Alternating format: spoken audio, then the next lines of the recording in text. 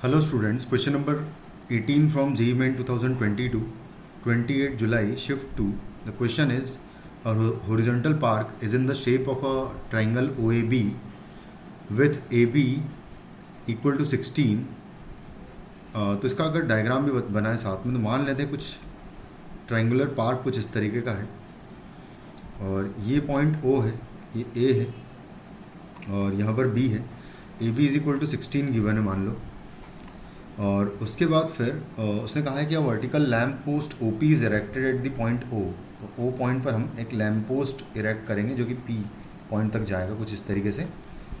उसके बाद बोला उसने कि at the point O such that angle P A O P and O ये वाला एंगल 15 डिग्री है एंड साथ में ये वाला एंगल भी जो है ये एंगल भी 15 डिग्री गिवन है. एंड PCO का बात करें, अगर PCO where C is the mid point of AB, mid point of AB को भी अगर मैं इससे कनेक्ट करूं तो ये जो है बेसिकली ये वाला एंगल ये 45 डिग्री गिवन है, कुछ ऐसा गिवन है. तो OP स्क्वायर का वैल्यू बताना है. तो एक काम करते हैं, सबसे पहले तो इस वाले ट्रायंगल में इन ट्रायंगल PAO ट्रायंगल में अगर लिखूं तो यहाँ से OP अपॉन OA का वैल्यू इक्वल टू 10-15 डिग्री होगा. तो यहाँ से OP will be equal to आ जाएगा OA 10-15 डिग्री.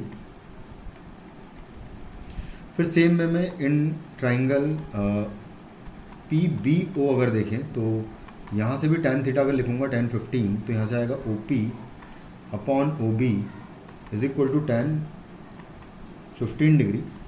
तो यहाँ से भी OP का वैल्यू इक्वल टू आएगा OB multiplied by 10-15 degree.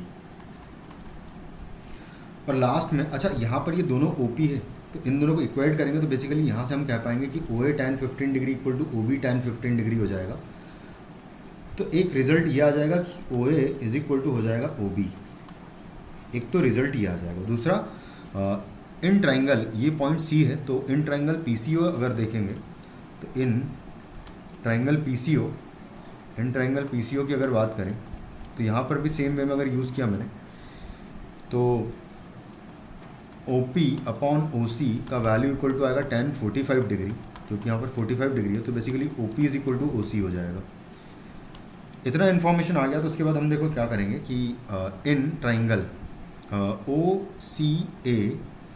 OCA triangle की अगर बात करें तो यहाँ पर हम पाइथागोरस थ्योरम यूज़ करेंगे बेसिकली, क्योंकि यहाँ पर दोनों चीज़ें इक्वल आ गई है. OA और OB अगर इक्वल आ गए हैं तो जो मिड पॉइंट होगा बेसिकली वो यहाँ पर 90 डिग्री एंगल बन रहा होगा. अगर यहाँ 90 डिग्री बन रहा होगा तो पाइथागोरस थ्योरम यूज़ कर सकते हैं. तो इन ट्रायंगल OCA ट्रायंगल में लिख सकता हूँ मैं कि OC का स्क्वायर प्लस AC का square OC square equal to या OC square plus AC square is equal to आएगा OA का स्क्वायर, कुछ इस तरीके से आ जाएगा. और यहाँ से OC स्क्वायर को मैं OP स्क्वायर लिख सकता हूँ क्योंकि OC और OP इक्वल है. और प्लस AC स्क्वायर जो है मिड पॉइंट अगर है ये 16 है पूरा तो ये 8 हो जाएगा. तो यहाँ पर 8 का स्क्वायर 64 हो जाएगा इक्वल टू OA स्क्वायर अगर देखें तो यहाँ से OA स्क्वायर का वैल्यू में OP और डिवाइड इंटू कॉट 15 आएगा. कॉट 15 को मैं ऐसे लिख सकता हूँ कि √3 + 1 डिवाइडेड बाय आ जाएगा √3 - 1 आ जाएगा, कुछ इस तरीके से आएगा. और उसके बाद फिर इसको बस सिंप्लीफाई कर लेते हैं. OP का वैल्यू बेसिकली यहाँ से निकालना है अब मुझे. तो यहाँ पर हम प्रॉपर क्वाड्रेटिक जो है OP में बनाएंगे और जब OP में क्वाड्रेटिक बनाएंगे तो देखो क्या आएगा. और हालांकि यहाँ पर स्क्वायर भी है तो OP का स्क्वायर आएगा, सॉरी क्वाड्रेटिक नहीं बनेगा. यहाँ पर स्क्वायर कर देते हैं भाई. OA का स्क्वायर है ना, हमने सिर्फ OA का वैल्यू पुट कर दिया था OP अपॉन 10-15.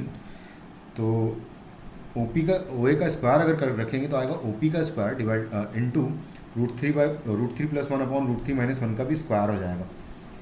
तो यहाँ पर स्क्वायरिंग कर देते हैं अगर तो स्क्वायरिंग से भी पहले एक और काम कर लेते हैं कि इनको एक साइड ही ले लेते हैं. तो 64 इधर ही रहने दें अगर और बाकी को उधर ले जाएंगे तो OP स्क्वायर कॉमन आ जाएगा. और यहाँ पर बचेगा √3 + 1 अपॉन √3 - 1 का स्क्वायर हो जाएगा यहाँ पर है ऑलरेडी और -1 आ जाएगा, कुछ इस तरीके से आ जाएगा। बस इसको सिंप्लीफाई कर लेते हैं। फिर हो जाएगा 64 is equal to OP² into यहाँ पर आ जाएगा √3 + 1 का स्क्वायर एंड आएगा -√3 - 1 का स्क्वायर आ जाएगा और डिवाइडेड बाय √3 - 1 का स्क्वायर है।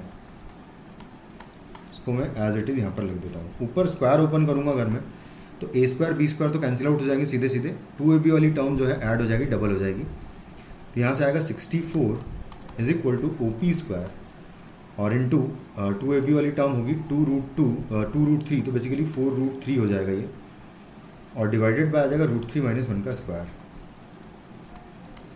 बस अब यहाँ से क्रॉस मल्टीप्लाई करके OP² का वैल्यू निकाल लूँगा मैं। तो जो OP² का वैल्यू होगा वो इक्वल टू हो जाएगा 64 और डिवाइडेड बाय 4√3 आएगा और इंटू √3 - 1 का स्क्वायर आएगा। तो √3 - 1 का स्क्वायर यहाँ पर इस तरीके से लिख दूंगा। इसको कैंसिल आउट कर दूंगा मैं, तो ये कैंसिल आउट होके यहाँ से आ जाएगा 16 आ जाएगा बेसिकली 16, और √3 - 1 का स्क्वायर ओपन करूँगा तो आएगा 3 + 1 एंड आएगा 2√3। अंदर से 2 कॉमन आ जाएगा बेसिकली, क्योंकि ये 4 - 2√3 लिखा हुआ है। यहाँ पर 2 कॉमन लूँगा अगर मैं, तो बाहर 32 हो जाएगा टाइम्स, और यहाँ √3 खैर चला आ रहा है, वो तो रहेगा ही रहेगा। तो फाइनली हमारे पास आंसर आ जाएगा 32/√3 इंटू बचेगा यहाँ पर 2 - √3। तो ये हो जाएगा हमारा इस क्वेश्चन का आंसर, जो कि ऑप्शन 32/√3 × 2 - √3 जो है बी ऑप्शन में दिख रहा है हमें, ये आंसर हो जाएगा हमारा। Thank you.